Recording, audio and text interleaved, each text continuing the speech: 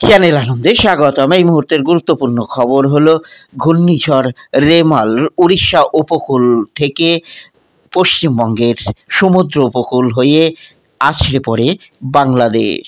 বাংলাদেশের বিভিন্ন জেলায় এর প্রভাব পড়ে। ব্যাপক ঘূর্ণিঝড়ের খবর পাওয়া গেছে। জল বাড়তে থাকে, ফলে বন্যার সৃষ্টি হয়, সঙ্গে থাকে ভারী বৃষ্টিপাত। চ্যানেল আনন্দে দেখুন সেই ভিডিও চিত্র।